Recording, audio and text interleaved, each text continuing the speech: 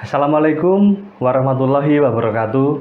Sahabat-sahabat semua dimanapun Anda berada, terima kasih telah berkenan mengunjungi channel kami, Umar Atmojo Official. Di dalam episode sebelumnya kita telah membahas ini sumber masalah ini selain Betari Durga, yaitu Gudoyitmo atau roh jahatnya si Dasamuka. Nah, untuk selanjutnya kita akan bahas mengenai Buta Cakil. Nah, Buta Cakil itu wayangnya seperti ini nih, Buta Cakil nih.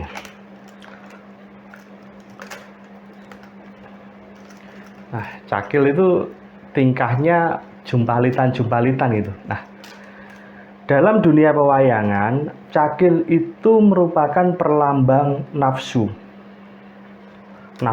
manusia. Nafsu itu dilambangkan Buta Cakil. Makanya Cakil itu walaupun dia itu raksasa, tapi bentuknya lain dengan buta-buta pada umumnya.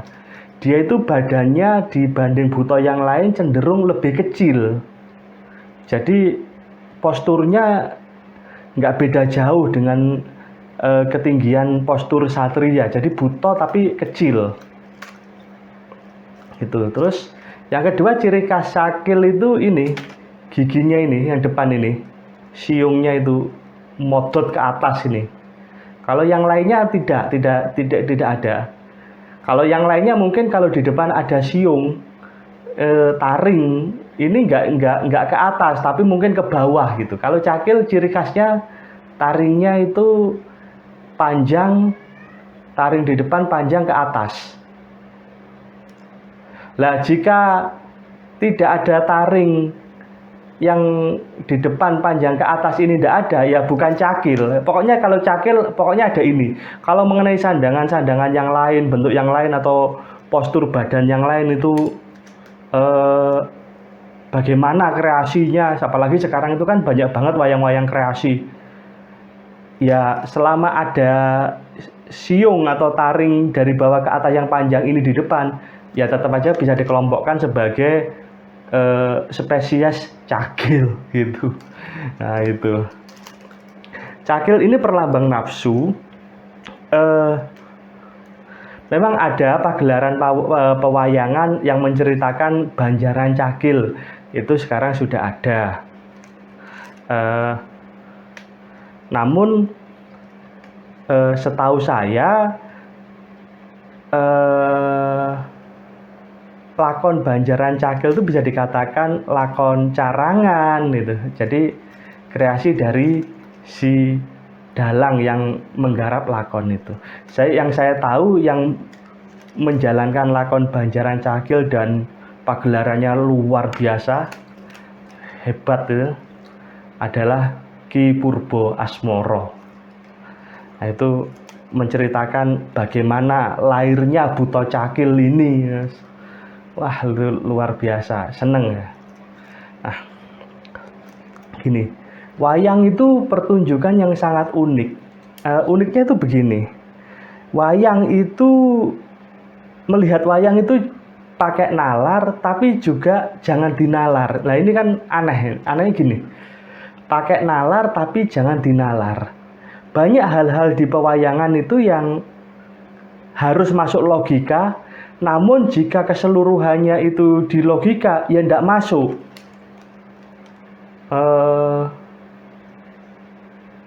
Contohnya misalnya menggambarkan tokoh Dewa Ruci dan Bratasena. Dewa Ruci yang bentuknya itu kecil, sementara Bratasena atau Werkudara itu yang badannya besar, masuk ke dalam badannya Dewa Ruci. Jadi yang besar masuk ke dalam yang kecil, dan itu pun lewat telinga. Nah, itu kan nggak masuk akal.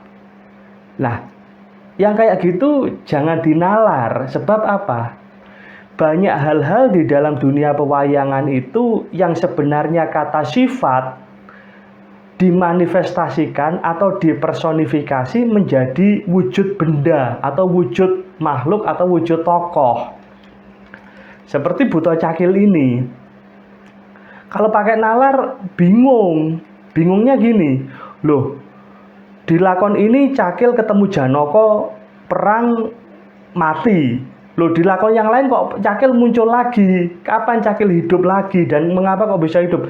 Nah itu kalau pakai nalar bingung, bisa habis hidup mati lagi, dan di setiap lakon selalu ada Cakilnya. Lah yang kayak gitu itu kalau menggunakan nalar, melihat Cakil itu sebagai suatu wujud makhluk yang nggak nemu, tapi jika melihat Cakil sebagai suatu sifat atau sebagai suatu wujud nafsu, di mana di lakon ini Cakil mati, itu artinya nafsu terkendali, dan nafsu terkendali itu kan nggak permanen, bisa tidak terkendali lagi, bisa jumpalitan lagi, atau istilahnya apa ya, kiprah lagi gitu. Tapi tanding lagi sama Satrio, Cakil mati lagi. Nah, nafsu terkendali. Nah, makanya jika memahami Cakil sebagai perlambang nafsu itu mempermudah memahami bahwa mengapa Cakil itu hidup, mengapa Cakil mati. Tuh. Dan Cakil ini menjadi gangguan rutin di dalam perang kembang itu. Ini selalu kalau Satrio itu lagi di hutan atau apa, ini selalu menghalang-halangi lakunya Satrio. Jadi kayak nafsu yang merintangi tujuan baik gitu. Jadi ini yang ujungnya juga akhirnya dia kalah juga, mati gitu. Nah, dan Cakil ini di dalam setiap dalang itu bisa menjadi ciri khas itu. Ciri khasnya apa namanya, keterampilan prigelnya memainkan Cakil itu menjadi apa ya, daya tarik tersendiri. Nah, Cakil yang klasik itu bentuknya seperti ini. Ini umumnya Cakil. Tapi kalau Cakil yang sekarang itu banyak ramping-ramping. Ini kategori Cakil yang agak klasik, yang lebih lama. Ini bukan corean saya, ini saya diberi sudah jadi seperti ini dan sering juga dipakai di dalam pedalangan. Ini peparinganipun Ki Anggono, dari Manyaran Wonogiri. Ini peparinganipun Ki Anggono HS.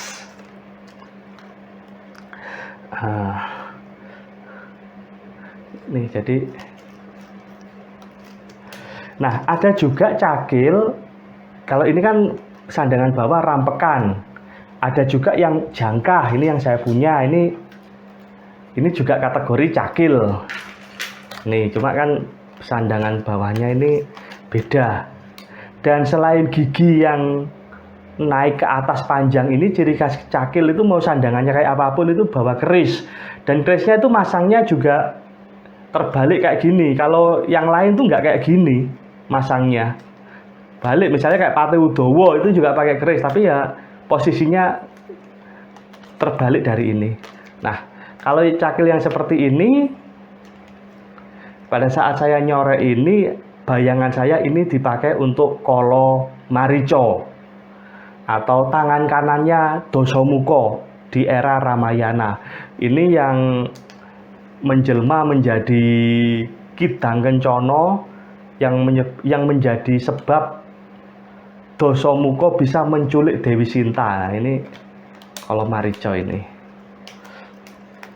Jadi kalau wayang Cakil itu gabite ya harus enak, terus tudingnya posisinya juga, ukuran tuding juga pas, sehingga dipakai untuk sholah itu juga penak gitu.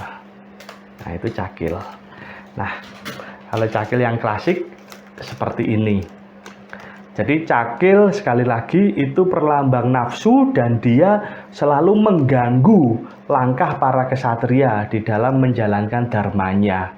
Nah, dan setiap kali perang, biasanya satrio yang perang sama Cakil itu ya kayak Janoko, Arjuno itu, atau Abimanyu gitu, atau siapapun lah di lakon itu yang menjadi satrio gitu. Bisa aja Bambang Irawan atau misalnya Priambodo atau siapapun lah gitu. Tapi biasanya satrio-satrio luruh anak Janaka gitu.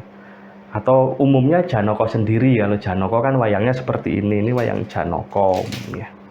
Ya, ini yang Cakil ya, perangnya kan genderan gini, tangannya dilambaikan gini. Gitu. Nah, mengenai genderan itu bukan tangan melambai, tapi bayangkan bahwa tuding ini nih apa ya? Sebagai perwujudan itu loh, selendang itu. Jadi kalau melihat film-film silat, film-film Cina itu, film-film kungfu atau film-film kolosal zaman kerajaan di Jawa itu kayak misalnya Tutur Tinular atau Mak Lampir ataupun apa, itu kan ada perang itu yang apa ya, yang selendang itu dihantamkan gini, itu musuh itu kena pukul pakai selendang itu kalah gitu, jatuh gitu. Nah itu jadi perang kembang atau genderan itu, bayangkan ini melemparkan sampur gitu. Nah tuh, jadi lawannya Cakil ya kayak gini, Janaka kayak gini. Ini dua tokoh ini ya lawannya Cakil atau satrio-satrio yang lain gitu, misalnya Permadi, Abimanyu gitu. Nah tuh, jadi ini Buta Cakil, dan dalam perang Cakil itu selalu bawa keris gitu. Akhirnya dia perang itu apa ya, kedesak gitu, berikutnya itu bawa keris. Nah, bawa keris itu untuk ditamakne ke kesatria. Lah kerisnya Cakil itu beda dengan keris yang lain. Biasanya kerisnya itu agak gede, agak besar gitu. Lah kalau ini kan umumnya keris yang kayak gini ini dipakai untuk satria. Ini Cakil kan ukurannya gedean Cakil. Apalagi kalau kerisnya satrio kayak Janaka misalnya Pulang Geni gitu, dia pakainya malah lebih kecil, yang Damar Murup kayak gini nih, yang kalau Cakilan luluan itu banyak, luk berapa gitu. Seharusnya luk 13, tapi kan tidak harus begitu, tapi bisa aja itu dipocap nih, tapi yang dipakai luk berapa, luk 5 atau luk 7 monggo. Tapi umumnya keris Cakil itu dibanding keris-keris yang lain itu relatif lebih besar kerisnya Cakil. Jadi Cakil di dalam perang itu selalu membawa kerisnya sendiri. Namun kerisnya Cakil ini tidak mempan ditusukkan atau dibuat melukai satrio itu.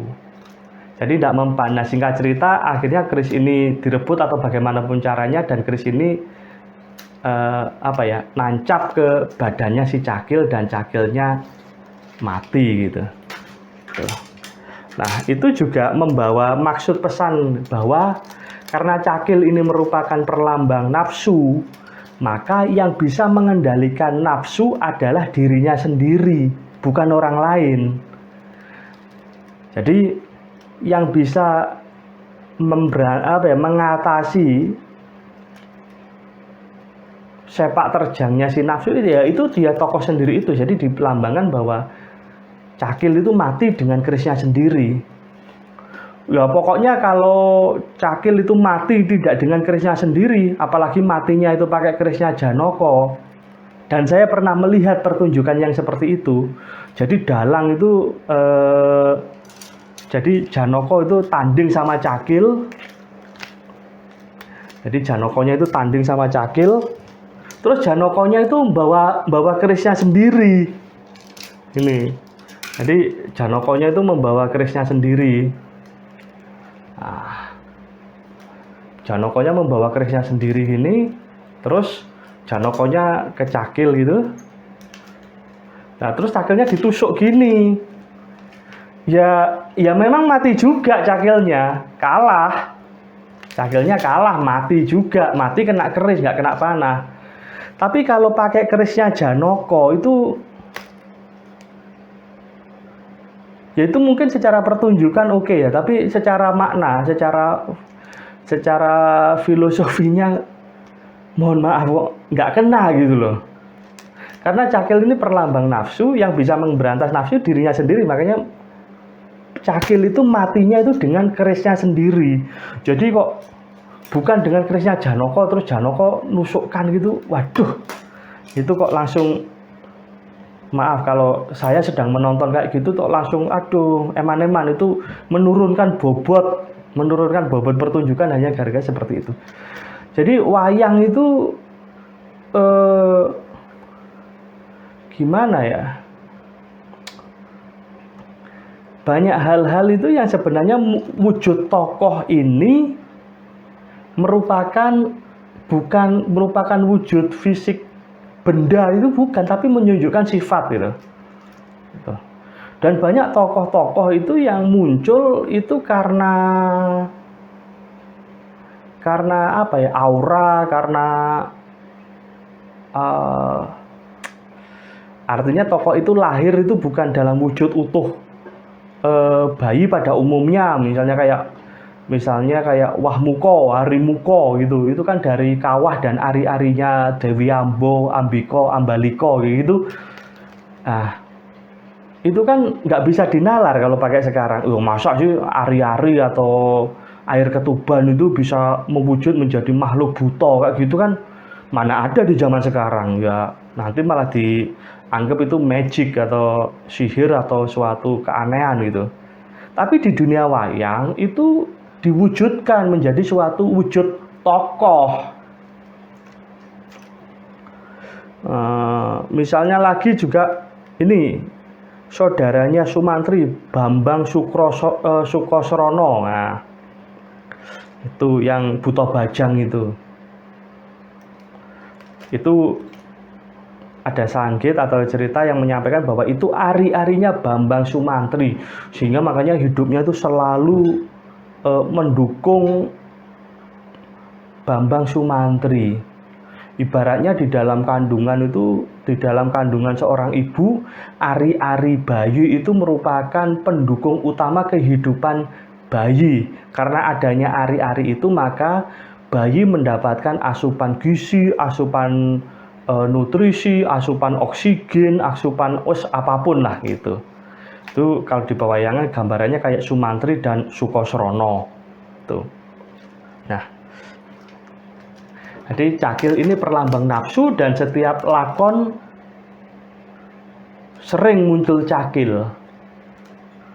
Kalau sekarang bahkan di Patet 6 aja di Perang Gagal kadang ini cakil ini sudah muncul nih untuk meramaikan pertunjukan. Kalau dulu ya munculnya di Perang Kembang gitu. Nah, gangguan apapun yang ditimbulkan cakil selalu bisa diatasi oleh satrio itu.